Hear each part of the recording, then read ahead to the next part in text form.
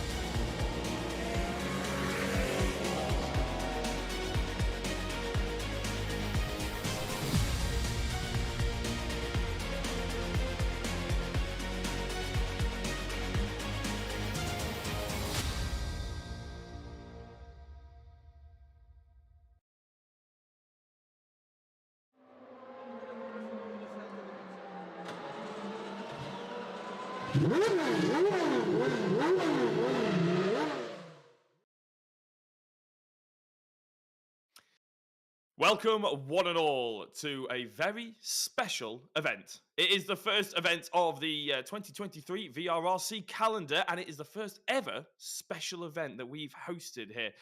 And as you can see in the background, it's NASCAR, something slightly different. Well, my name is Jack Oliphant, and we're trying something slightly different in the commentary booth today as well. I have got Andy McEwan alongside me, yet he's almost out there on the circuit. He's got me in his ear a little bit. Andy, how the devil are we, and where exactly are you?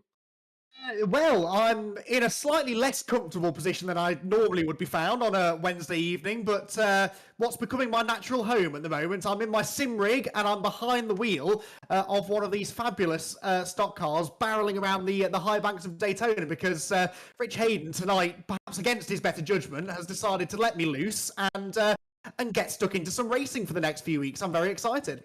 Yeah, exactly. So we won't only have Andy giving his lovely dulcet tones on the commentary, he'll be also updating us with everything that's going on around him from his perspective out there on circuit. I'm going to try and keep it all together, but to help me do that is our normal broadcaster. He's still broadcasting, as he always does a fantastic job, but he's also diving into a little bit of speech as well, diving into the commentary game a little bit. Lewis Edwards, how the devil are you? I'm doing well, thank you, Jack. Yeah, you normally hear my insights through Andy or Jack, but you get to hear them directly from me this evening, and I'm looking forward to it. We have got an incredible 40-minute race lined up in these brilliant NASCAR cars. I can't wait. I don't know about you guys. Yes, so we're going to do, as I said, something slightly different in terms of Andy. We're also going to do a bit of are we doing a bit of a track guide, but not pre-recorded? Is that the aim of the game? Andy, are you prepared for that one? I'm more than happy to. I think I'm just coming round to the start of a lap now, so I'm more than happy to show you around if you want. I'll tell you what, we'll come back to you because we're first of all give everybody a little bit of a format of what to expect over the next couple of weeks. Of course, we're here at Daytona. We've already said that once on the 4th of January, which is obviously today. Then we're off to Auto Club Speedway next week and the 11th. And then we're finishing off this trimester of special events at the Bristol Motor Speedway, made famously recently by the viral video. We'll talk probably a little bit more, maybe even show it in a couple of a weeks' time, where the driver went around the entirety of the outside, just hitting every single wall and kept keeping his foot flat. I think he ended up coming second, which was quite amazing. So all those sorts of dramatic scenes are probably going to be seen in the sim-based world here at VRRC. But Lewis, you've been quite involved with how this one might get set up. Are you looking forward to this one, and what are you expecting? Well, I've also been doing a little bit of practice with Josh Martin, Eric, and Kyle. We went and jumped in the server for a bit to experience it. I wanted to get some first-hand info on how it might go down, and it is very difficult. The draft is incredibly powerful. We're looking at well over 2 seconds difference in lap time between no draft and draft. And bump drafting is not allowed. That is one hard no that Rich has given the drivers. Something you normally see in real NASCAR, and if you play on other platforms, you'll probably see that too. But in Assetto Corsa, the collision model between the cars isn't quite as well-rounded as other sims, and so bump drafting isn't quite as easy and predictable. You can often get really strange collisions, which will send other cars flying off. And the last thing we want it to be fun, but we don't want to see people in the wall. We do from an entertainment purpose, but not for the drivers.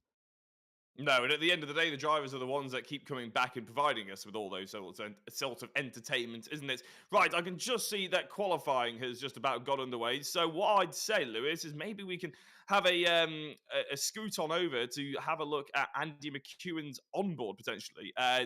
Maybe he can give us a bit of a brief overview, because I see on my track map that it's absolutely laden, very, very busy out there on circuit. In fact, there we go. Andy, if you're with us, talk me through exactly what's going through your head right now. What on earth have I let myself in for is the main thing that's going through my head right now. Yeah, first lap of qualifying, and already you're getting a real taste of what we're going to be enjoying over the next hour or so. The draft, as Lewis was saying, is just insane. You can see the way I'm closing in here on Rich Hayden, who's just a sitting duck out front, to the point that I actually have to lift off the throttle completely going into turn 3 there. Otherwise, I was going to run into the back of him. Now, that's not something that you really want to be doing around Daytona because of the fact that it's got 33 degrees of banking. It's 2.5 miles, so the corners are quite open. You can run. Oops, absolutely. Oh. That was good timing, wasn't it? Save it. There we go. Hey, car control on that. That wasn't too bad. Wow, yes, you don't want to be having to lift, really, but as you can see, when it gets very congested like that, you've really got no choice but to lift off that throttle and try and avoid running into people, something I perhaps need to work on, Jack. Yeah, no, I'll let you get going, maybe set a qualifying time in before we distract you once again, but good luck.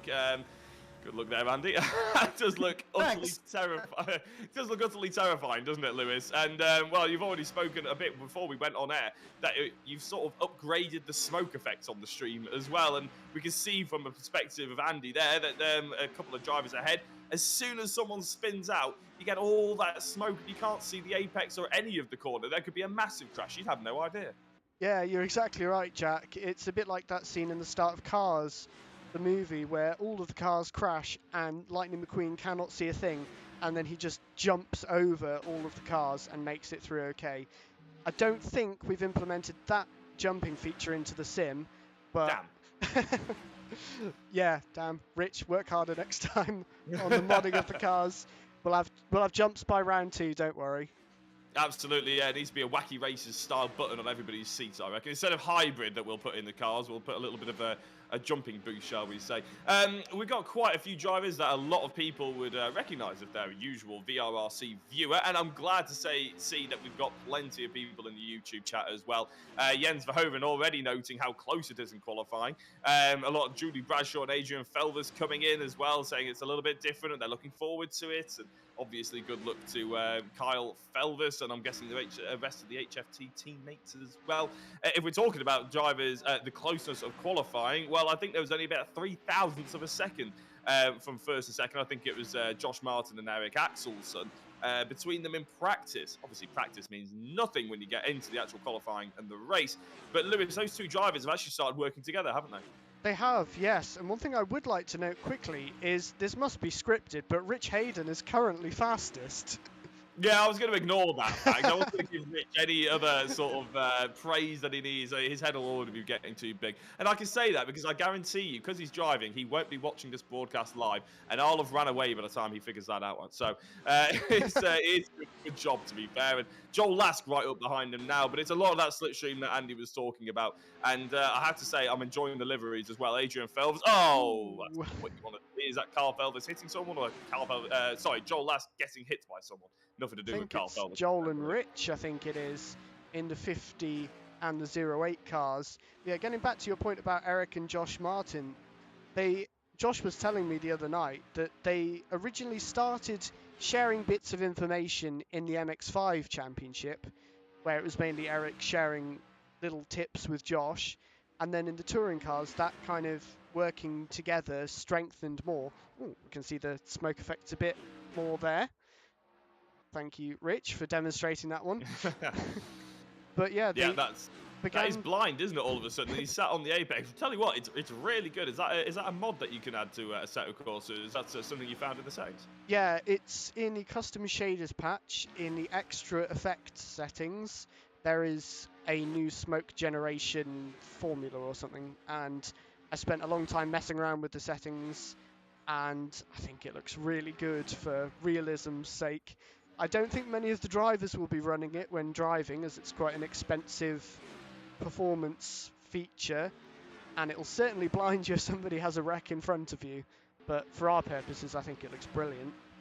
Yeah, and it's quite interesting. It's quite nice to have you here, Lewis, because as you know, I've done a bit of broadcasting myself, and obviously Andy's been around the sim broadcasting game for a while now, but hasn't actually, I don't think, has ever actually broadcasted like on a Assetto Corsa or anything like that. But it means we can give the viewers a little bit more information, a little bit more of an insight into actually how these sort of events get broadcasted from your perspective, the settings that you have to go into, and the background as well, because normally we have a little bit of a tidbit from Rich Hayden towards the end of the night. But when you say it's an expensive feature, that doesn't mean that you have to pay a lot of money for it, does it? That means it's it takes up a lot of power on the PC that could be used elsewhere, basically. Yeah, you're exactly right, Jack. For me, obviously, we only need to hit 60 frames a second. That's the best that streaming services can provide to the viewer.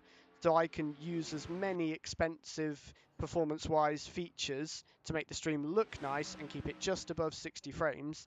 So everybody gets the best quality and the best frame rate, but the drivers are going to want to be using slightly higher. Not so much for NASCAR, but generally for other series. They'll be using monitors like the ones that get provided by Aegon very frequently, that have a higher refresh rate, so they're going to want to use more frames a second to utilize that refresh rate of those brilliant monitors that they've all got. So they're not going to be wanting to run things like the crazy smoke, the crazy post-processing filters, etc., etc.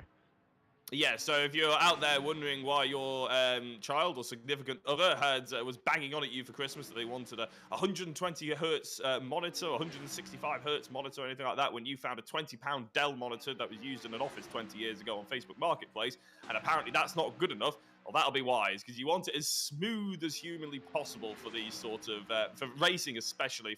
For other games, maybe not so much, but for racing, you need to be able to be so immersed and be able to react so quickly. You don't want any frames getting dropped. So I'm going to shoot back over to a specific driver, Andy McEwan. If he's, well, I know he's still with us in the commentary box. I'm wondering how his qualifying is getting on, Andy. Well, I've not crashed again since you last saw me, so things are always improving. As you've been talking about there, this draft is going to be so important tonight, and actually this qualifying session is a little bit unique because real-world NASCAR fans will know this isn't how it's done. Normally you go out there on your own, you've got 2 laps with no one else on the track with you to set your lap time, and then that sets the grid, whereas here we're being given the chance to go out with other people, and that means that the draft is going to be crucial to getting a good time. I haven't really had a clean lap in the draft yet, which is, I can assure you, the only reason that I'm 8.5 tenths slower than pole position. But if I could ever find some friends, I might have half a chance of getting near the front. Well, you've been trying for 28 years. Maybe you'll find some friends soon, Andy. That's far too harsh, wasn't it? Jack, you have done a really good job, actually, over the last 12 months or so, of being the butt of my joke. So I give you free reign over the next 3 weeks. Do your worst, mate. Go for it. Thank you very much. And the lovely thing is we can just kick him out of the commentary booth nowadays. Brilliant stuff, Andy. That was my next question, though. On iRacing, and other sim are available, of course, but let's compare it to iRacing. That was based off of NASCAR back in the day when they first developed the game. That is very much tailored towards, everybody gets a 1-lap qualifying, you're all set in different servers and everything like that. Assetto Corsa doesn't really have that. I know you've done a lot of iRacing NASCAR driving. Can you sort of give us any kind of comparison from your brief experience in the Assetto Corsa? Yeah, I mean, the big difference really is that the circuits are not laser scanned, at least this one isn't, so it's kind of a strange imitation of Daytona. Actually, it's a version I prefer because it's quite bumpy, the grip levels are quite low, and I don't know, it seems that you can really move around the track to find a bit of grip or a bit of speed on the high line, which doesn't really work quite so well. That was my teammate that just hit me then. I'm pretty certain that was Rich Hayden. Perhaps not unassisted. And again? Blimey. Rich has got it in for me tonight. That's going well. Yeah, the track definitely feels different. I actually think it's going to produce slightly better racing than you would see on certain other sims for that exact reason, because you can move around the track. You get such a massive run off the high side that is not something typically I've experienced in iRacing. And then just the general physics of the cars. The cars feel a lot heavier here, which for me is actually more lifelike. So there are differences, but this is every bit as much fun, I can assure you of that. Yeah, absolutely. It does look it. Right, you seem to have found a friend, so, well, hopefully one that won't hit you off anyway. So I'll let you get back to trying to set a lap time, Andy, but thank you very much for coming in with the insight. Quite a lot of good stuff there, Lewis, wasn't there? Quite a lot of in-depth information about how we're sort of doing this. But this is, from a VRRC perspective, this is the special event, of course. We banged on for the last couple of weeks during the touring car series that we're going to be doing the GTV3 as Paul Laramie goes and puts it on pole position. And in fact, look at that. All 3 drivers who just got into the top 3 have all done it on that exact same lap. And look at the difference between Kyle Felvis and Joel Lask. There isn't a difference. I'm not entirely sure how the game has decided that Joel Lask is starting ahead of Kyle Felvis. He must have done the lap just before Kyle. But that is an extremely impressive set of times, and that's what we actually tend to expect. I'm going to change my question here, Lewis. That's what we tend to expect from NASCAR driving, isn't it? Whenever I've commentated on these sort of series before, quite often qualifying is separated by thousandths of a second, not tenths of a second. Yeah, I think the difference between the qualifying we're running here is more to do with drivers working together, being on each other's bumper at the same point at the start of the lap and the end of the lap. It's kind of like karting in the sense of sometimes you'll see drivers just push each other around and do the same, pretty much exactly the same lap time every single lap because they're on each other's bumper the whole time. Whereas in this series, we might see one car in front, then pass each other a few times around the lap, and that car ends up in front, but the car behind is still on its back bumper, so they do the same lap time. So I think what we're seeing here is people working together and getting the same lap time as each other, which is keeping them close. But also, it seems that people are doing that just as effectively in different groups, because I don't think Joel was anywhere near Kyle when he set that lap, but they're separated by 4 milliseconds. So it's obvious that everybody is fairly evenly matched when doing the drafting with friends. And we might see Andy McEwan improve here, as he has found a friend in Oliver Gibson. Not quite, but Oliver moves to one place behind him on the grid. But he has a 40-minute race to go further up, and I'm sure Andy, with his wealth of oval experience, will find a way. Yeah, it's to be honest, we've been watching a couple of these groups now, and it does look very difficult because the slipstream is so horrifically useful. I say horrifically useful. Obviously, sometimes in race, if you're at Spa or Silverstone, the slipstream is all very well and brilliant, but then you get into some twisty, windy stuff, and you sort of have to pull away from each other, and you can sort of mind that gap, and it can add a couple of tenths. But what Andy is actually finding, he said it was worth about 2 seconds or something ridiculous, a second and a half, or a fair few tenths, put it that way. But that means if you're on the back stretch, which is the imaginatively named stretch at the back of the circuit, you can find that you basically want to overtake the person in front of you within about half a straight or half a corner, don't they? And that's what we're seeing from Andy here and Oliver Gibson, is the fact that the slipstream means Andy's far too quick, and as soon as he goes out of the slipstream and into clean air alongside the car ahead of him, he gets hit with a wall of air. He gets hit with and it almost is like treacle when you're going as fast as these guys are going, because they'll be going about 200 miles an hour, won't they, Lewis? Yeah, I think we saw the highest top speed we've seen in the server, by the looks of it, is 209.82 miles an hour from Josh Martin, who's currently on 2 purple sectors. So we will cut to him and Eric Axelsen working together, and we'll see what kind of lap time these two can produce. And there we go, straight to the top with identical lap times. Wow. Yeah, it's very impressive, isn't it? Considering that they're not allowed to bump draft, so they're not allowed to push one in front of the other. That's what Andy was struggling with there with Oliver Gibson. Is the fact that he had all this overspeed, but he couldn't push Oliver Gibson along. He wasn't allowed to. He has to come out of the slipstream. It slows them both up. But it looked like Eric Axelsen and Josh Martin, we only saw it briefly, it looked like they managed to figure out a way of doing it. And 0.3 of a second on their last lap ahead of previous pole sitter Joel Lask is quite incredible. So as the checkered flag drops, third down to 7th, we're all in the pits. That's Joel Lask, Carl Felvis, Paul Laramie, Rich Hayden, and John Jones. They weren't able to improve. Obviously, Eric Axelsen and Josh Martin jumped to the top. They're no longer improving. And look at how close it is actually between the top two. There isn't a gap between them. Josh Martin gets that pole position purely because he finished the lap first. Elliot Dalton Ayres is one of the very few drivers to still be out there trying to rotate the circuit and getting a lap time out of it. Rich Hayden ends up in 6th place. I think I got to 7th, but I'll read out the top 10. Nicky Taylor, Ethan Hill, and Paolo Tempera. Man in the commentary box, Andy McEwan, is all the way down in 12th place. It means we'll get a lovely view of how he gets on at the start of the race, in which he'll be taking out of the commentary box and put into the race chat, shall we say, for Discord. But before we get into all that, before we explain everything and how it works a little bit more, we're going to jump to a quick advert.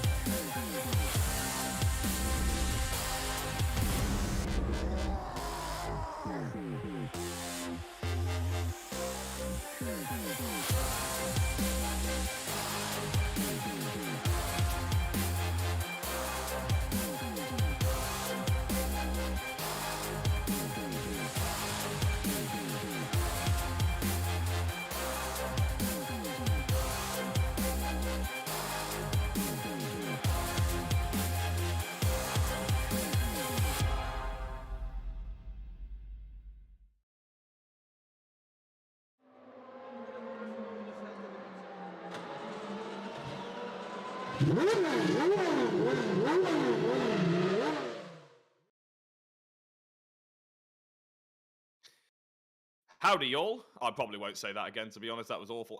No, welcome back, everybody, to Daytona, or virtual Daytona, I should say. Just as qualifying came to a head, we've got a couple of minutes before we go into race one, and the only race, actually, I'm so used to saying race one, because normally we have two 20-minute races, but of course, we only have one race this evening, a 40-minute bash around the Daytona International Speedway. They call it, and this is a self-proclaimed title, the World Center of Racing. Never heard anything more American in my life. But there we go. It is one of the fantastic spectacles of motorsport, and indeed sport over the world, to be fair. It's got 100,000 seats for everybody to be able to enjoy the spectacle. And we all know most of them go for the crashes, but most of them also come, a lot of them also come for the amazing racing around this super speedway. And in fact, we're getting some fantastic track shots of our version of the Daytona Motor Speedway anyway. And Lewis, we haven't got our pole position man in the commentary box just yet. We have lost Andy McEwan because he's been dragged into the racer chat for the first lap or so, just in case a safety car, or a caution period, as I should call them, as we're in America, gets called. And in fact, actually, I'll be going racing already. Okay, fair enough. I was told we had 6 minutes, but apparently I'm all kinds of wrong. And the reason why I'm all kinds of wrong is because we've got a rolling start. We've got, it is a rolling start, isn't it, here tonight, Lewis? Yeah, we're doing a custom rolling start ourselves. I believe there is sort of functionality for this in Assetto Corsa, but we felt doing it manually ourselves was the best way forward. So the drivers now, I believe, are being told to stay in first gear only, so that limits them to whatever speed they can do in first gear, which I believe is something like 60 Ks. I'm guessing that won't blow the engine then? No, they've tested it while we were actually on the hold page. They were doing their practice starts. I think it's a maximum of 60, so they can just not do 60 so they don't blow up the engine. Right. Well, but when we get towards the end of this lap, they're going to increase their speed a little bit, and then when they get to the line, hopefully we're going to have a brilliant rolling start with everybody and no crashes. Yeah, that's the aim, isn't it? You can see Joel Lask hunkered right up behind Josh Martin there. Plenty of people coming in saying good luck. Paul Laramie and Carl Felvers, they've dropped back quite a long way. And if they're limited to first gear and everybody's doing 60 kilometers an hour, there is no way of them catching up. So this is almost looking like a bit of a jump start before we even get going, doesn't it? Maybe the rules will be slightly tweaked for Auto Club next week. But it looks like Josh Martin, Eric Axelson, and Joel Lask are going to get the jump on everybody else. Well, we're going to go across and start what will be a 38-minute and 20-second race. Boogity, boogity, boogity. Let's go racing. Josh Martin then gets an absolute screamer of a start with Joel Lask hunkered up behind him. Eric Axelson didn't get the power down early enough at all. And in fact, he's being swamped by the three drivers that got left in the wake of the top three originally as they came around the start-finish. But turn 1 and 2 are certainly dominated by Josh and Joel Lask. Paul Laramie and Carl Felvers working together to try and overtake the Swedish assassin himself, Eric Axelson. On the high line, Eric Axelson managed to get a little bit of a run on the drivers around them, and there's a driver going off, and that's Elliot Daltonez. Is there a few more around them? Normally that causes a caution period. We'll have to wait to see how Assetto Corsa deals with this. As drivers off, left, right, and centre. How are the front runners in the midfield pack that we wanted to be keeping an eye out on? Paul Laramie and Eric Axelson and Carl Felvers still going at it as they come across the line to start what I believe is the second lap. And I tell you what, Lewis says, it wasn't as much carnage as I was expecting, but there is certainly battles already brewing out there. Yeah, definitely. We were lucky to have no contact for the first 3/4 of that opening lap. But for me, the interesting thing now will be, can Josh and Joel break away from Paul and Eric and Kyle and that group behind? Are they going to work together? And are they going to be able to break that total? As we see somebody off down low there. I think that's Andy McEwan. I believe that's our commentary car, Andy McEwan. Now, he can't blame the fact that he was in the commentary. But, Rich Hayden, actually, I think was the driver that they were actually going past. But McEwan is well down the order as well. So it's not been a good start for the VRRC teammates. I think that's what the team name they're running under. Let me just have a very quick glance while we're having a look at them catching up to the rest of the field. In fact, I can't actually find them on the... Oh, there we go. Yeah, it's just under VRRC. So the VRRC cars, unfortunately, not having the best time here at Daytona, but there is plenty of drama left for the rest of this evening's action. Don't you worry about a thing, as Joel Lask still hunkers up behind Josh Martin.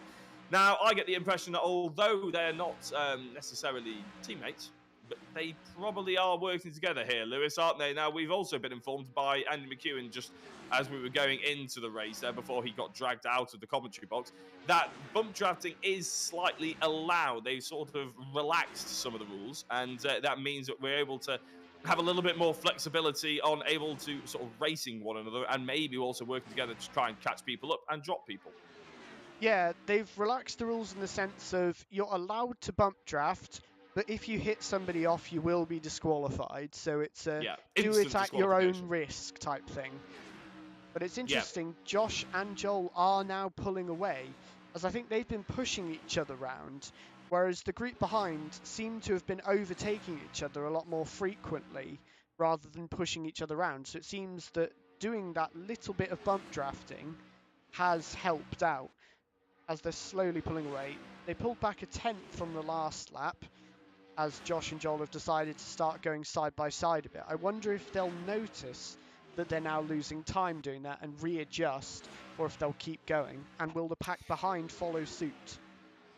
That's the golden question, really, isn't it? Because they will have timers up on their screen with their relative to the drivers behind, I'm sure. Some of them might even have spotters on as well, but quite often this is actually a very unusual race for Daytona, I would say. Not in the way we've set it up or anything like that, but the way it's actually ended up transpiring, shall we say, because normally at Daytona and these massive super speedways, you will see them 2 by 2 for about 40 cars deep. They're just so easy to follow one another. But I think it was that start, wasn't it? That was the real... well, I would say it's the start of their domination because it was the start of the race. But the fact that they were able to get that jump on the cars behind as they crossed the start-finish line right as the green lights went meant that they really haven't had much problem keeping that gap.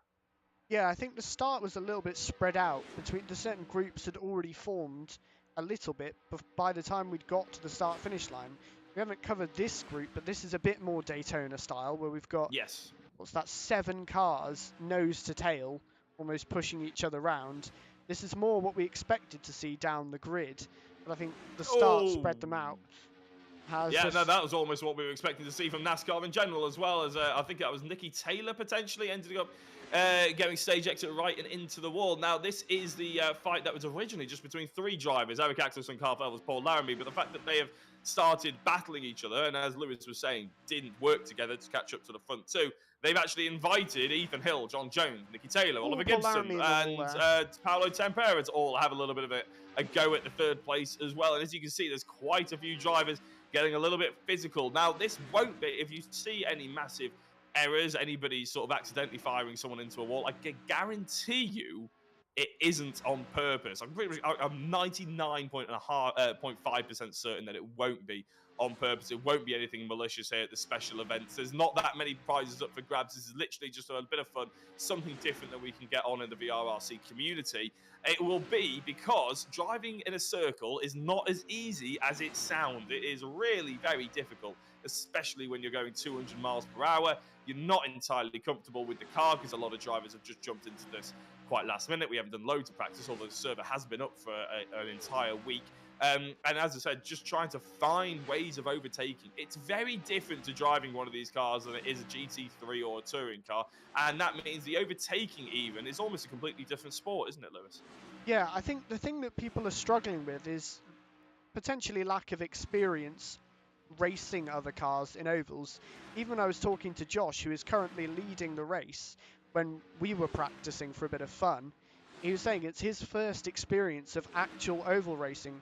As we see Ethan Hill gently tapped wide towards the wall there. Yeah, it was his first experience of oval racing, and he wanted to get a look in for how it is to race other cars. Because Daytona is a flat-out circle almost when you're driving on your own. The bit that people are learning very quickly how to do is how to race with other people around you, and the awareness of being right on somebody's bumper and millimeters away from putting them in a wall and off to the sky. Yeah, I was going to say, it's careful when you say circle, because they will get at your throats. They will get onto you. It's a tri-oval, ladies and gentlemen, here at Daytona. It's a super speedway tri-oval. There are apparently 5 corners to this circuit. 20 quid to you if you can name them. I'll give you 30 seconds and I'll reveal them. But yeah, they're very, very precious about how they name their corners here at Daytona and the pedigree behind all of them. They're naturally called, and this is where the spoilers come in: turn 1, turn 2, turn 3, and turn 4. And then front stretch and back stretch. They're not entirely imaginative around here. But it is very descriptive, which is quite helpful for us anyway, as they come across the sort of leading pack: Ethan Hill, Nicky Taylor, Paul... Well, not leading pack, but sort of mid to front pack. Ethan Hill, Nicky Taylor, Paul Laramie, and Oliver Gibson in this pack of 4.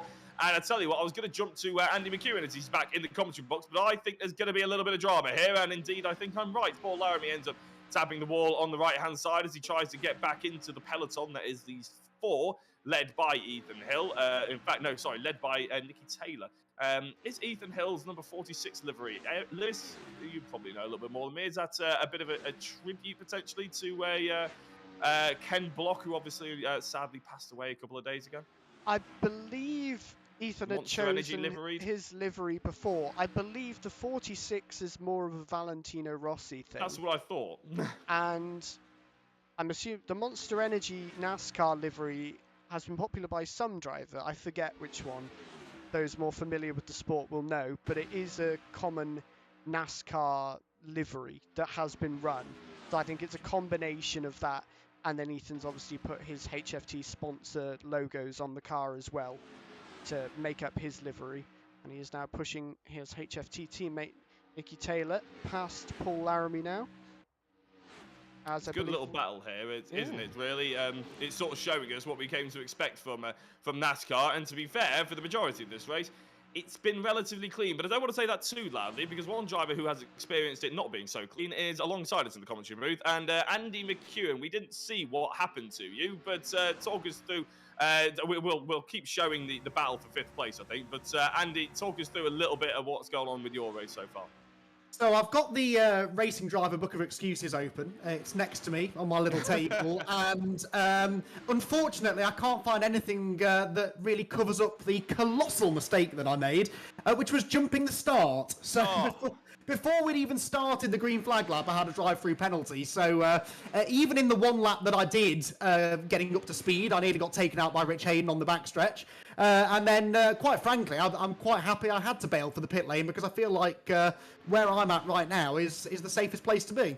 Yeah, I was going to say, you would love to be in the battle that we're currently watching, I'm sure, which is between Nicky Taylor, Ethan Hill, John Jones, Paul Laramie, the fight for 5th place, basically.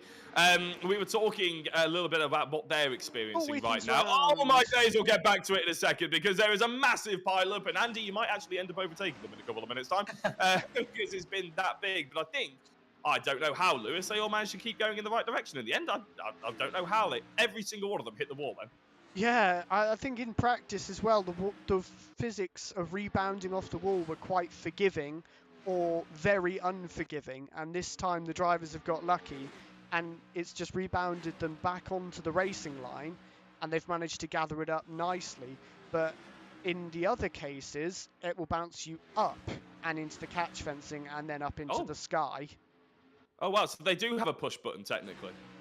You just have to hit the wall in the right way. Yeah, that's not ideal, is it? Sorry about that, Andy. We were interrupting. I can't even remember what I actually asked you to start with. But obviously not the best sort of battle that you've been having at the moment, because you're completely on your own. Under caution, dare I say it. Everybody seems to be slowing down quite a lot. Is that the information you're getting, Andy? Well, no, I'm hearing nothing, but if I come across a field of cars doing 60 miles an hour, I think you might be right. I believe we were told there was a chance there'd be a competition yellow at some point during the race to help some of the stragglers, myself included, to catch up. So perhaps that's what we're seeing. Well, I was going to say, talk us through that, because that's one of the rules that obviously we don't see in Formula 1 or touring car racing, Andy, isn't it? And is that something that you quite often see in NASCAR, or at least NASCAR sim racing? Well, certainly in the real world, yes. In the sim, there isn't so much need for it. But in real world NASCAR, competition cautions are actually pretty commonplace. Usually if there's been rain or something before the race, they run 20 laps or so, then there's a caution just to check the tyre wear, check the track's okay. But these days, of course, NASCAR racing is actually split into stages, so the race is guaranteed a couple of cautions at the end of stage 1 and stage 2, sort of bunches everyone up, gives them an opportunity to pit, change tyres, put fuel on board, and so I think that's kind of what we're trying to recreate here. So the competition caution coming 15 minutes in, that's roughly about the end of stage 1, give everyone a chance to catch their breath and regroup and go again. Yeah, and one other thing that I'm actually going to probably tell you to jump back into the other chat to find out if you're eligible for this. The lucky dog rule. We've seen a couple of drivers overtaking what looks like the leaders. Well, it is the leaders. They seem to be unlapping themselves. Talk us through the lucky dog, because I'm guessing you'll be able to phrase it a bit better than I will. Yeah, so the lucky dog rule, which I don't think I'm eligible for, because I think somehow, despite getting a drive-through penalty and then hitting the wall, which I'm hoping was off camera, I think I've somehow stayed on the lead lap. But basically, the lucky dog rule... good news. The lucky dog rule in real-world NASCAR is that the first car 1 lap down gets its lap back whenever there is a caution. So if you have just gone a lap down, it doesn't necessarily mean that your race is over. It just means that you can stay in it and you'll get that lap back when there's a caution. There's also a wave around rule, which is what appears to be going on here, which is where all lapped cars are waved past the leader, so they're back on the lead lap, and I think that's what they've gone for here. But I'm going to take this chance to actually come in and pit, because there's also supposed to be a mandatory pit stop during the race, top up the fuel, change tyres, and I'll try and make a bit of a race of it this time, guys. Absolutely fantastic, Andy. Thank you very much for coming in. We'll let you concentrate on the pit stops and everything else. And I suppose, Lewis, if you're a race director and you want a bit of a hybrid between the lucky dog and the wave around rule, then you can always just let 3 cars pass and dictate the Formula 1 World Championship, couldn't you? So it's one of those one of those things where those sort of little rules in NASCAR that we don't see elsewhere in other sort of track sports or anything like that, do we? Or even biking or anything like that. It's basically to create a show of the event, isn't it? It's for the spectators more than anything.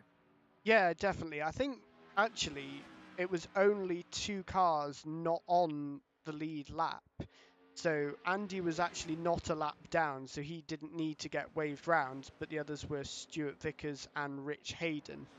And they are now on the lead lap at the back of the queue, or catching up. I think we've got Andy Carroll, the only one not quite on the back of the pack now. So we may be going this time round or next time round. They've really bunched up, getting ready for the start now. We'll watch and see if they put their foot down now or if they keep going for another lap. Well, looks like another lap, guys. Looks like another lap. Yeah. I was going to say, I was sort of waiting, but actually it looks like Josh Martin's put his foot down somewhat. Wouldn't you say, Lewis, there? He's got a bit of a gap. Andy, are you racing from your perspective? I think we are, actually. We're 2 by 2 behind for the race for the top sort of 6 and backwards. But Josh Martin and Joel Lask have actually got a good jump on the rest of the field yet again. They've survived the pace car scare, which I'm sure they were probably fearing the worst for. Eric Axelson and Kyle Felvis are the 2 drivers just behind, pushing each other to try and make it a 4-way fight. And as we've experienced and spoken about so often so far this evening, that draft is so powerful. Josh Martin won't be getting any kind of assistance. Joel Lask will be trying his best to push Josh Martin on, and I thought there was going to be a spearing into the wall for one of them. But look at the pace of Eric Axelson and Carl Felvis. All of a sudden, this is proper NASCAR racing with Eric Axelson going to the infield, and it was that Joel Lask almost diving out to the outside as well. There has been a change for second place, not the race lead yet. Joel Lask, I think, got a little bit squirrely and unfortunately managed to, lose his position. He's down to 4th, but as we've seen in NASCAR so many times, potentially not yet in the VRRC, but you can really make the best of a bad situation just with those lucky dogs, those pace car periods, and slipstream racing, of course, and skilled racing, I would say, as well, as Josh Martin held on to the lead of this race. Lewis, I'd be amazed if he's able to hold on to this and not get overtaken between now and the next 22 minutes. Yeah, I think this is the sort of time when we'll see Eric just breeze past him or keep pushing him a bit longer. But I think part of NASCAR is knowing when to let other people overtake you, because you can save fuel in the draft and you don't necessarily want to be starting the last lap in the lead. Oh, as Stuart Vickers just manages to avoid collecting our lead group as he has a little bit of a moment there. The car got away from him. But yeah, as I was saying, you don't necessarily want to be in the lead at certain points in the race due to fuel and track position, because the lead car is just going to get swamped towards the end. If there's any number of cars in the draft, they'll easily draft past them. So I think Josh is a very sensible and clever racing driver, also a real world driver. I think he understands quite well that you don't have to always be leading. It's always nice to be leading every lap, but it's also important for your race to know when to give it up and when to take your advantages elsewhere.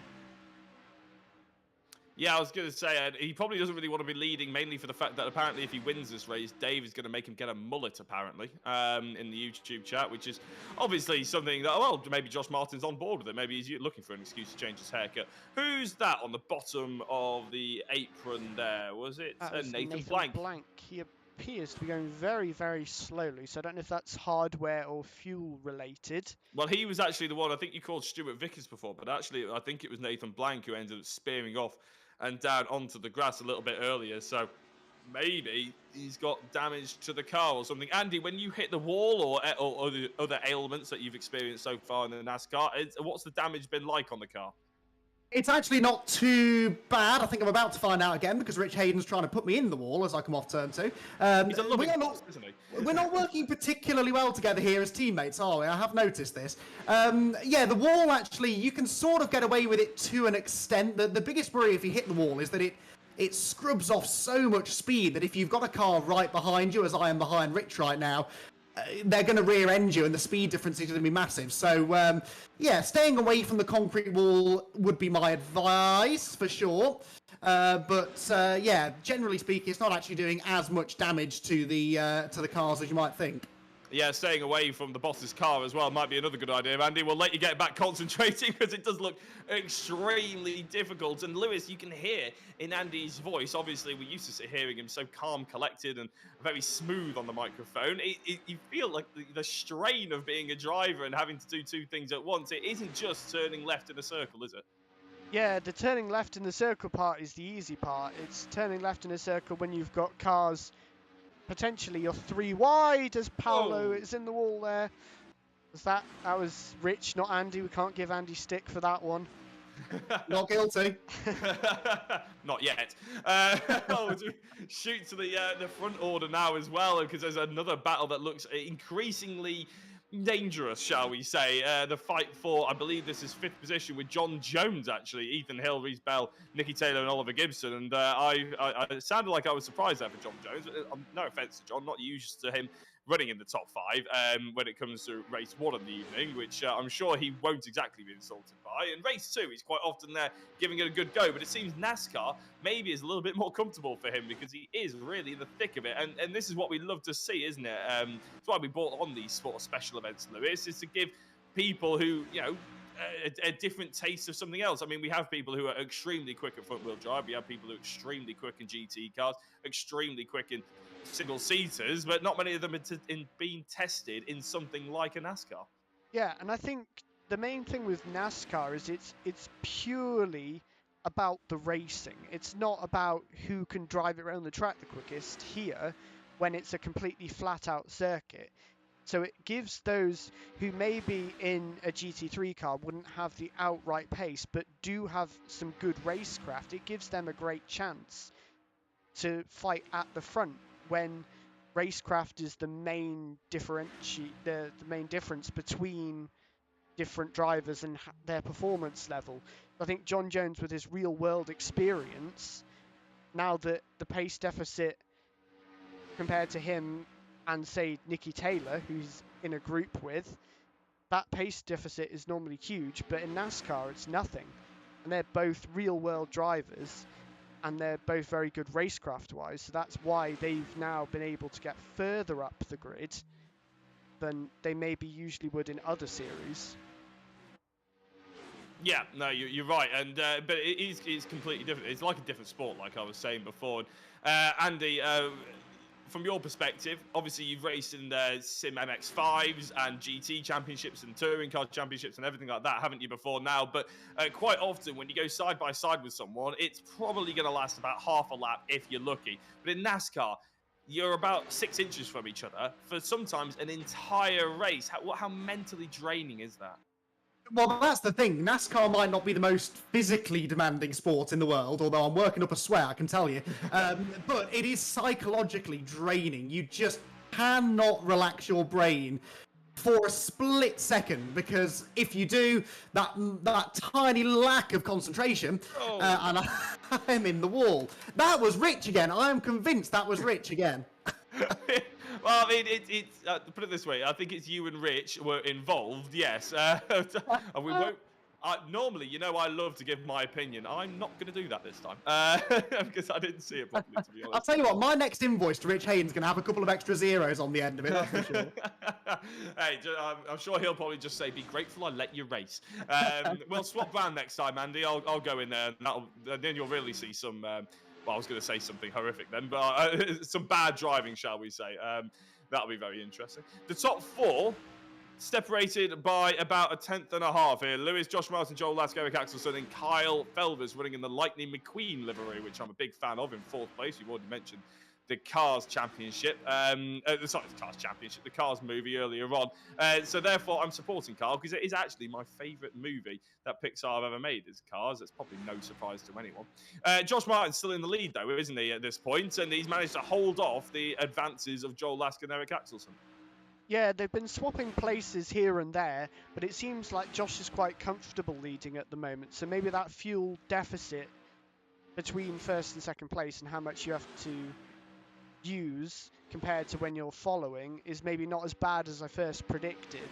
And those drivers in front are quite happy to lead the pack. So it seems like Josh is quite comfortable in front and being pushed around. I know in the practice that we did, he focused quite a lot on being at the front and having Eric push him round quite a lot, and he was quite comfortable with being pushed round. He really had a great control of the car when it decided to get a bit sketchy on him after getting a bit of a bump from Eric. So I think that might be part of why he's quite comfortable to lead, but I think he's gone up high to let Joel go up the inside and take the lead now, so he doesn't want to lead for any much longer.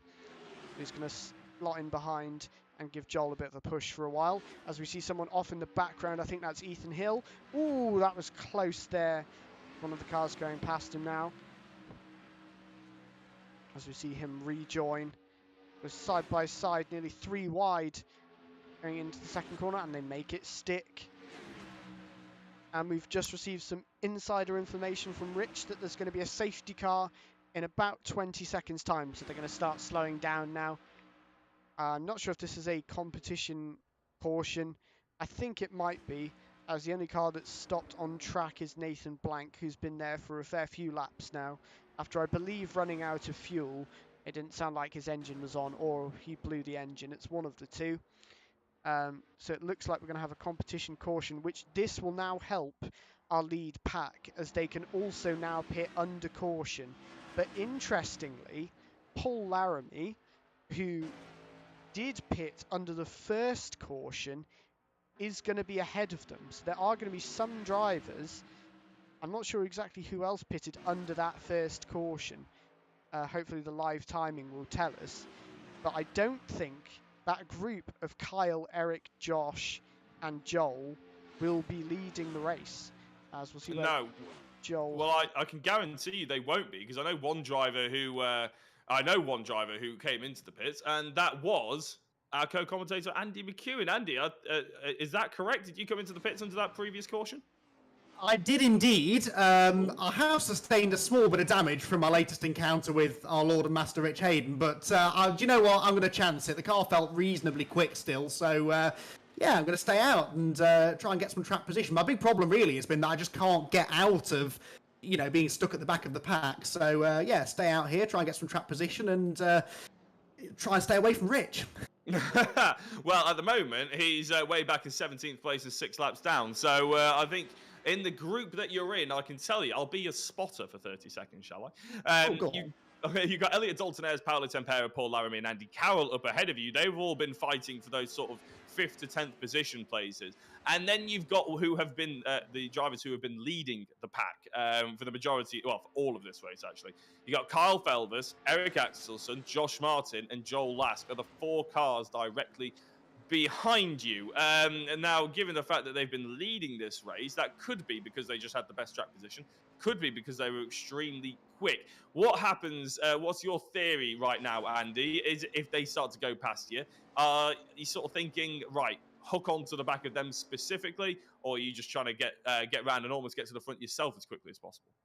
Yeah, I mean, I've started to learn a bit, mainly through the pre-event practice I did, who I enjoy drafting with, who's got a similar idea of how this works to me. And so if I get the chance to latch on with one of them, then yeah, I'm not against that idea. But the problem is you can't really make a plan when you're doing 200 miles an hour, 3 wide off into a corner, because sometimes you've just got to go with whoever you can go with, and your friend one lap is suddenly not your friend the next lap. So I've learned from doing quite a lot of this kind of racing elsewhere that it's sometimes best not to sort of plan specifically who to work with and just sort of see how the situation unfolds, really. Yeah, well, it's certainly going... Well, Adrian Felvis says it's going to get a little bit messy, so you might need to keep your wits about you if you're not already at 200 miles per hour. That could be quite scary. I assume that we're going to get... Oh, well, Stuart Vickers and Simon Thorpe are currently going around turns 1 and 2 to try and catch up to you, so you may well be under pace car period for one more lap. But I don't want to say anything just in case you don't get the start you want, Andy. So I'll let you get back going. Concentrate for the next few laps at the start of this race. But good luck. Yeah, thank you. When they accelerate around me, I'm going to hit the loud pedal. I'm not getting off it for 10 minutes. Fantastic. We look forward to seeing it. So, Lewis, we're about to get back racing, I imagine, because I think Simon Thorpe and Stuart Vickers Nathan Blank not Nathan Blank, Stuart Vickers and Simon Thorpe have caught up to the back of this little pack, and with 9 minutes and 40-odd seconds to go, I think we are going to go racing. And Elliot Dalton-Ayres, who was the makeshift pace car, has decided that he doesn't want to be the pace car anymore, and he absolutely floors it. Gets a really good start ahead of Paolo Tempera, who I fear maybe got a little bit caught napping there, but not as badly as the drivers behind them, actually, specifically Paul Laramie, who's been quite impressive so far this race, but not as very impressive on that restart. And I believe we've got the lone VRRC runner, Andy McEwan, who obviously has been having a chat to us throughout the caution period, having a little bit of a go at him, looking towards that outside, and got himself into the top 3 with Lightning McQueen pushing alongside Lewis. Yeah, it's been a good start from Andy so far. I don't want to curse him, but he's up to 3rd place. The thing that I've noticed from the server is the top 4 or 5 drivers who were ahead of our former battle for the lead have all stopped under the first caution. So I do believe they are also potentially going to be good to the end of the race. So if the likes of Josh Martin, Joel Lask, Eric and Kyle want to win the race, they are going to have to pass them on track. And that pitting under the first caution has definitely helped out the group and now at the front of the field.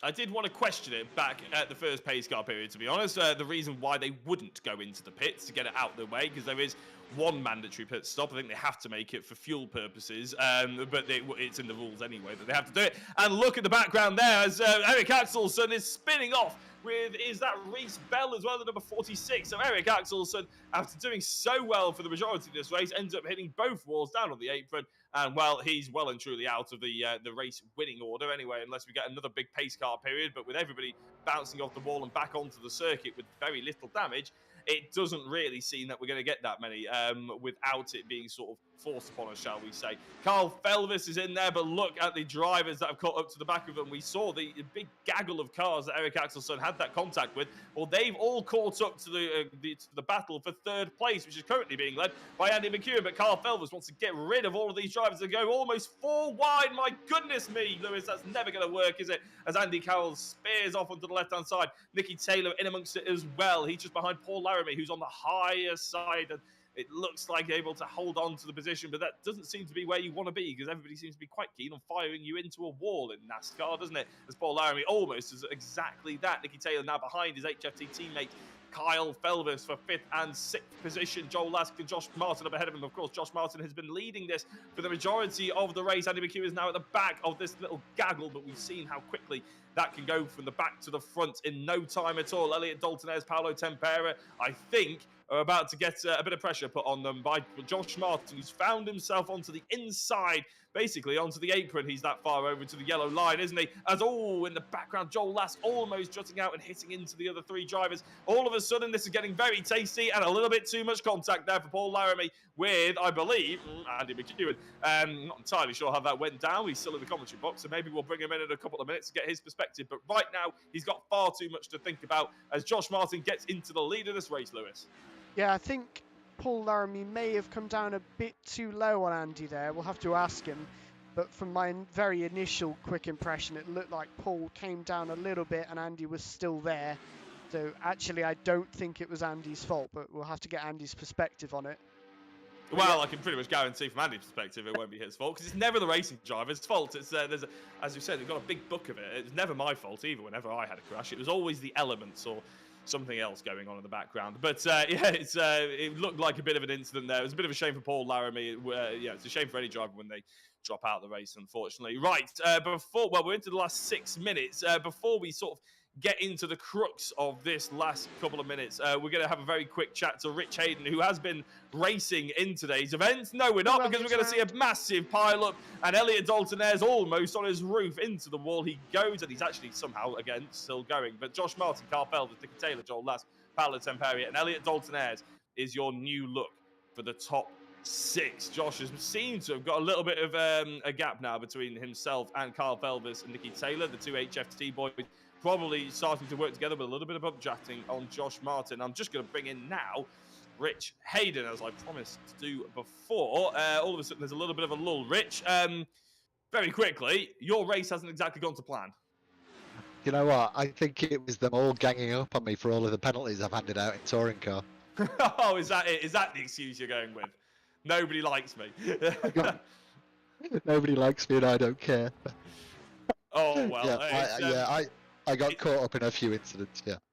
I was going to say, we saw a few of them on the stream, and we'll let you watch that one back, because I'm sure you'll go through the standard judicials and everything like that you go through every single week. But all in all, it's been a very interesting evening of racing, hasn't it? It's been a massive test for a lot of drivers, but we're starting to see some drivers to get to grips with it, especially this top 3. It looks like it, and it just proves how difficult this type of racing is, right? Absolutely, yeah. I was going to say, from your perspective, we've been talking with Andy through most of the evening, but we were saying specifically, quite often in track racing, it's quite entertaining if you go too wide for about half a lap. Here, you're pretty much too wide, or nose to tail, or within 6 inches of each other in some way for the entire race. How hard is that? It's really hard, extremely hard, especially when you get up on the banking as well. You get a bit of a side draft from somebody and you can get sucked into them as well. So it's extremely difficult to race these cars around this track.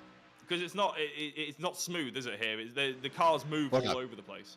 Yeah, for sure. It's quite bumpy as you're coming off some of the bends onto the straightaway. Do you like the lingo there?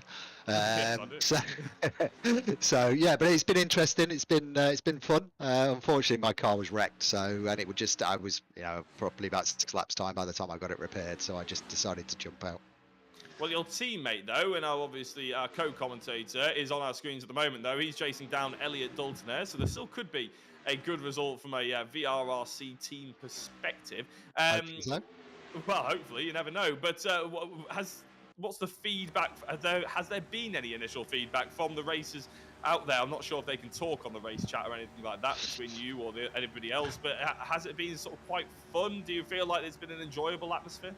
I think so. It is a learning process, and that's why we're doing this as a special event so people can get used to it. But it's a totally different skill set to normal circuit racing, and it's that, as you said, the cars move around so much, and once you get onto the draft of somebody, you can close up on them really quickly, which I think has caused a few of the incidents.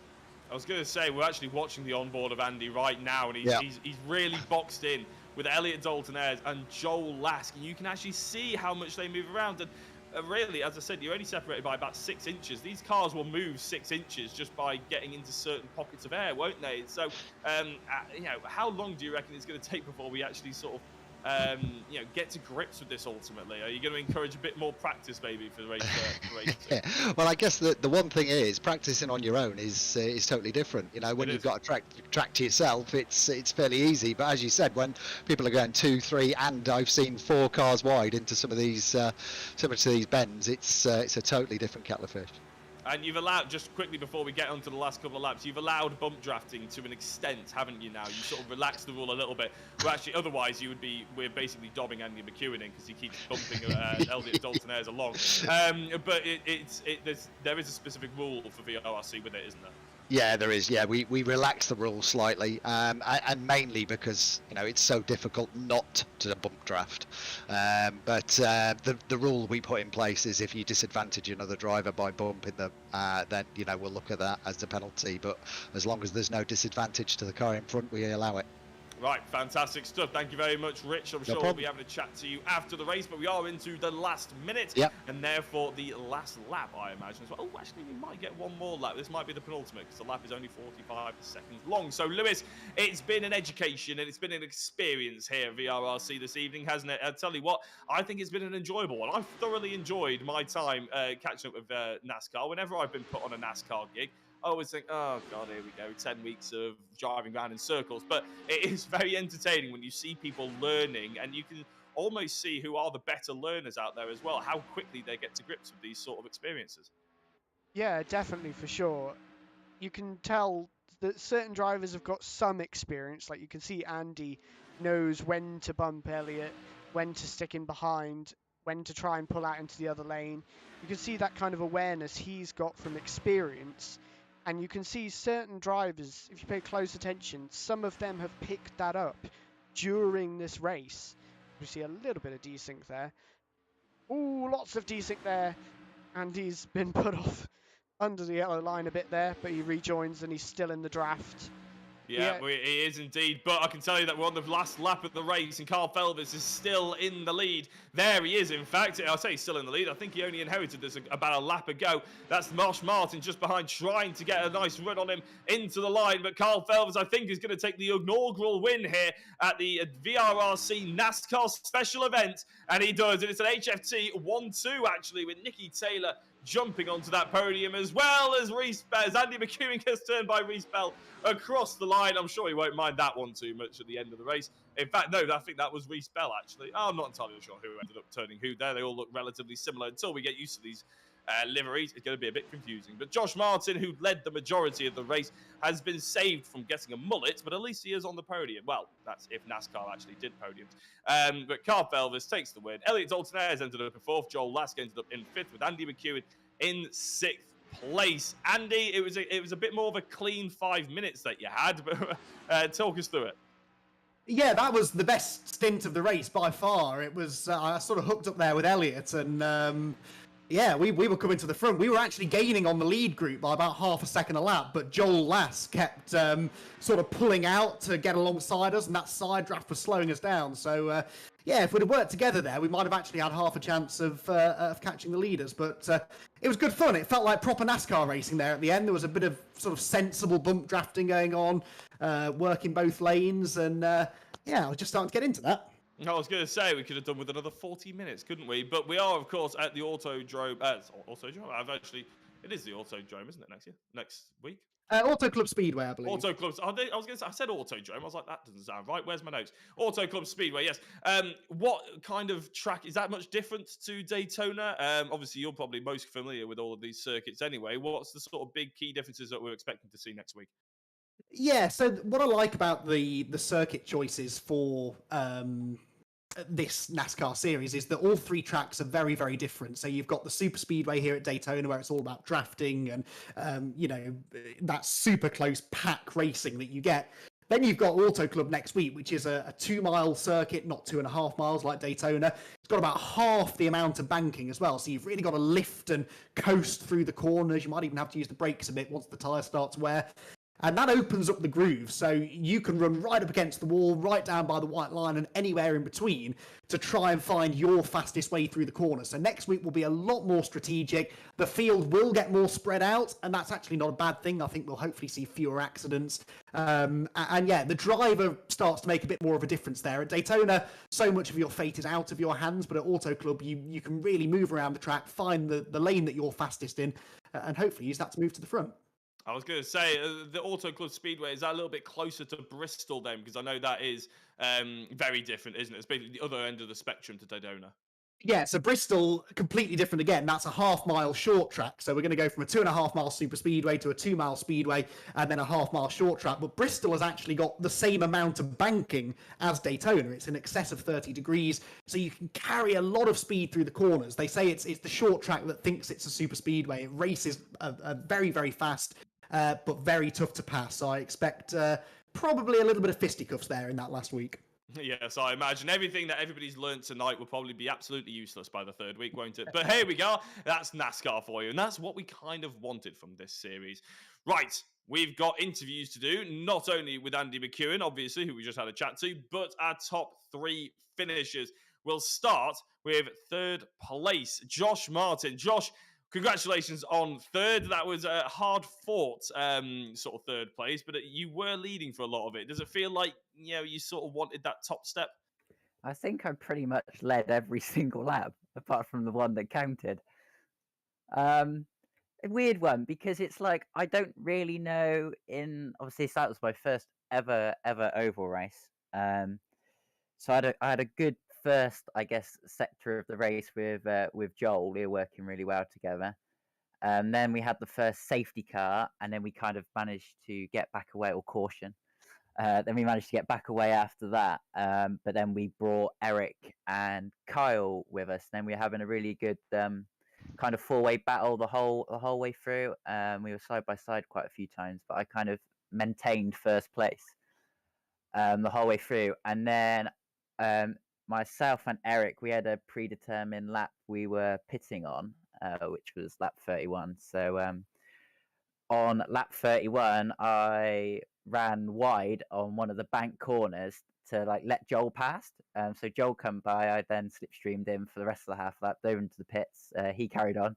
And then the worst timing for a caution come out as we were going in the pit lane. So the strategy kind of worked, but kind of made no difference in the end. Because we ended up, I come in, then Eric come in, and then Kyle followed. And then at the end, then I managed to get through the traffic. It was a bit tight a few times. I did have a couple of cars fly down on the straights, and then I thought, oh, this is going to be close. Because I was on the yellow line. And then at the end, then I don't know what happened, but there was 4 or 5 of us all side by side for ages. And then I saw there was a little kerfuffle, but I was kind of looking straight.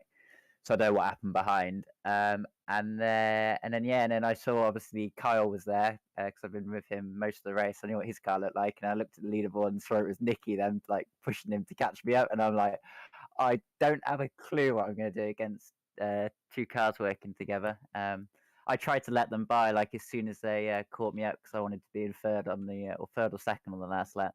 But they wouldn't fall for it. So I was trying to play themselves against each other by doing wiggly lines and just try and make them go side by side, but they were too smart for that, and then come by me at the end. So I don't really know what else I could have done, to be honest.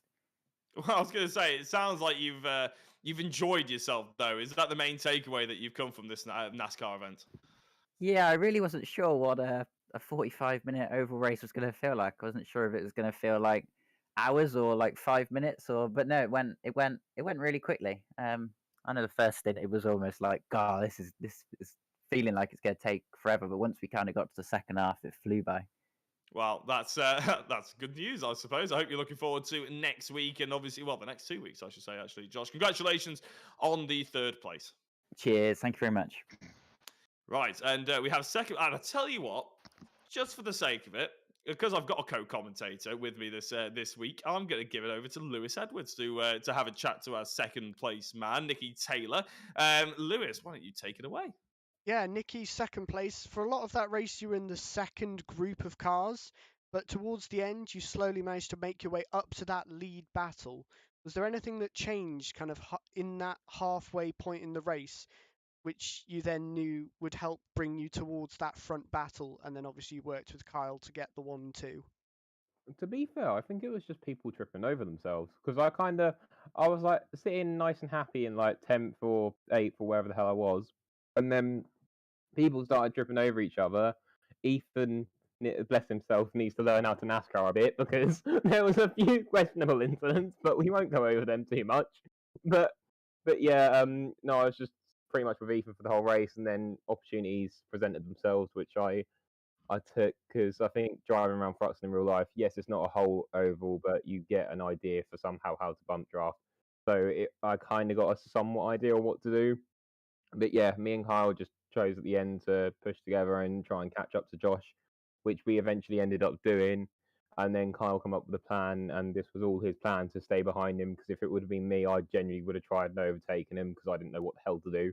So I blame this. I give this all to Kyle, not blame it. I give it all to Kyle because without him, I literally would have. I probably would have got eaten alive by Josh and gone miles back. But yeah, I'm happy with P2, and I was happy to file in behind Kyle. Big question is, next week, if you have the same scenario, are you going to pass him for the win? That's if I can do next week. I don't really know if I can do all the weeks in NASCAR because I signed up and then was like, oh, I've got quite a lot of things on. Like I didn't expect to do tonight either. I literally rushed back from my sister's birthday meal. Like I left the middle of Norwich at like 7 and managed to get home about 27 minutes past. So I literally got home with like 3 minutes to go and literally done no practice lap and just done a straight into quali, which quali went great, but yeah, it doesn't really matter in NASCAR as long as you're within like the top 10 or something or top 15, you're fine. And as I've proved, but it is what it is. And yeah, if I can do next week, then I'll just push for Kyle because I'm not fussed. It's only a special event, so I'm not fussed where I get. And at the end of the day, it's a bit of fun, so I'm not fussed. Well, congratulations on your second place, and I believe Jack is now with our winner, Kyle Felvis. Yeah, nice to hear that Nicky's got his priorities straight, though, getting out of his sister's birthday party early to come and race at the VRRC. Always nice to hear. But yes, Kyle Felvis, fantastic race one of the, I was going to say mini championship, but the special event championship, and it goes to yourself. You must be relatively pleased. Yeah, what a race it was. It was probably the quickest 40 minutes of my life ever. It was one of the best races I think we've ever had. I know there were incidents, but like in terms of entertainment wise, I think it was brilliant. I think these cars make brilliant racing, and the strategy that you have to bring into it, where to pit, when to go for passes, who to sit with, I think that's what NASCAR is all about, and it's definitely been represented here. I was going to say it was a learning curve, wasn't it, for a lot of the drivers out there? Did you experience that you sort of went into tonight with one sort of theory on how to race or how to do the tactics and everything like that, and come out of it with maybe a changed idea? Yeah, I mean, I'm sort of into my NASCAR in the iRacing world, so I do a fair few races over there when I can have, like, when I have the content and things. So, and I watch all the world championships that they do over on iRacing, and it's quite interesting to learn because you watch all of them and you watch who they sort of pick their battles with, and you sort of learn what their strategies are for the races. Yeah, I was going to say it's a good strategy. Drive like what is the famous say? Lightning McQueen saying, "Drive like a Cadillac, sting like a Beamer." That's what they sort of what you're trying to emphasise, basically, isn't it? Because of course you've gone for the Cars livery. Is that sort of one of your favoured films? Yeah, I think the Cars movies are great. I think me and Nikki had the idea of going for liveries from the Cars movie because I think his is a livery from there as well. So I think we just decided we'll go for that, and yeah, I think Lightning McQueen definitely suits it. Definitely does. Well, congratulations, Kyle. Your sort of strong feelings towards the next two races. Do you reckon you can repeat the feat? Um, no, because as you saw in that race, anything can happen to anyone at any time. So I think it's an off championship. It's a fun championship. So you just got to enjoy it because these cars and everything is just amazing about it. So it should be good fun, and hopefully we'll be up there, but we'll see. Fantastic. Well, thank you very much, Carl. Congratulations on the race victory. And, well, I'm sure we'll be speaking to you next week. Thank you. Right, Lewis, you're the broadcaster. I'm not entirely sure what we've got left to talk about. I'm guessing, I don't know if we've got the championship up for us to have a quick glance at, or if we're going to chat on about what's coming up next for VRRC. Well, ordinarily we would at this point have the championship, but there was so much action. The server website that processes the results seems to have been overcome by all of that action Yes, at the moment. It says Eric is the only finisher with 1 point at the moment, so I hope it counts a bit quicker than this for the rest of the points. But yes, we can now speculate on all the rivalries and action that we might see next time out at Auto Club Speedway. Yeah, well, Andy's already given us a bit of a breakdown of what's to be expected. A slightly shorter track, still a speedway, so a little bit more driver input, maybe less about the draft, and maybe a little bit more spaced out racing, of course. But before we head over to Bristol Motor Speedway to round out this mini special championship that we've got under our belt as well. One last word from Andy McEwan, though, before we have a chat to Rich Hayden about what else is going on at VRRC. Andy, it was an eventful race from yourself, but did you see improvement through the race from other drivers as well? Yeah, I think so. And this is kind of true of any race that you're in. I think the closer to the front you get, the less scrappy it becomes, and the more sort of clued up the drivers are. So yeah, once I got there near the front, like I say, it felt like proper NASCAR racing. I think Rich Hayden, though, has summed it up best. I've seen in the YouTube comments, he called it a learning experience. That's exactly what it is. The majority of drivers on the grid tonight have never done a NASCAR race on any sim in any form. And so, yeah, over the 3 weeks, hopefully they'll improve. They'll figure it out. We're going to give them a little taste of everything that is NASCAR, like I said, from the super speedway to the speedway to a short track. And yeah, hopefully they all enjoy it, and hopefully everyone watching at home did as well. I had a blast. It might not have been a picture perfect race, but I enjoyed it. You had a blast into the side of me, didn't you, Andy? Yeah, Rich, we did seem to meet a few times out on track there, didn't we, Rich? I don't know. Have I said something to upset you at some point? You never say anything to upset me. I was just trying to figure out if I've given you any points in penalty points in a previous championship of some kind. I'll say no. I think we both may have some targets on our back over the course of the next 3 weeks, but hey, we should expect that, shouldn't we? I shall be looking through the replays with a fine magnifying glass to see just exactly where your story angle was. No, I see. Anyway, time to move on, isn't it, Jack? Oh, well, no, I was quite enjoying that one, to be honest. But yes, it probably is, because, of course, the championship points have all of a sudden appeared on my screen, sort of hoping that Lewis Edwards will be able to get them up on his screen as well, because they have sorted themselves out, and we'll see if we can get it up. I'll just start talking through them before we show you them on the screen.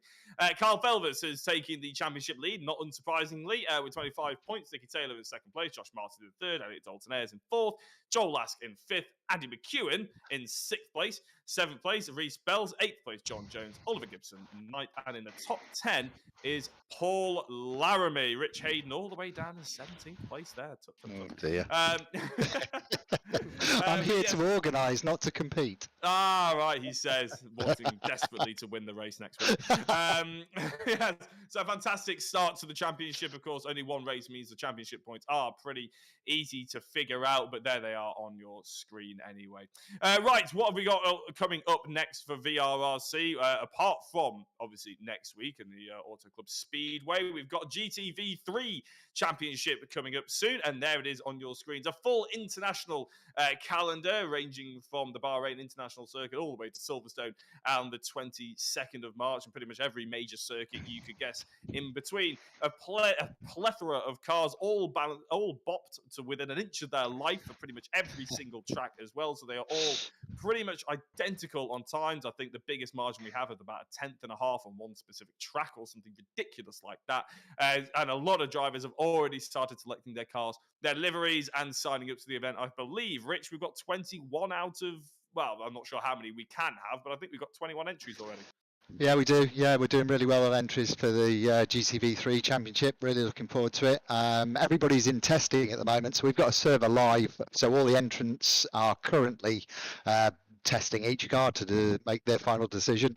So this coming Saturday or the midnight this Friday, the test server ends, and then every driver has to commit to a car on Saturday. At that point, then we start to do all the liveries and get everything sorted out for them. So really looking forward to that championship. The cars are epic.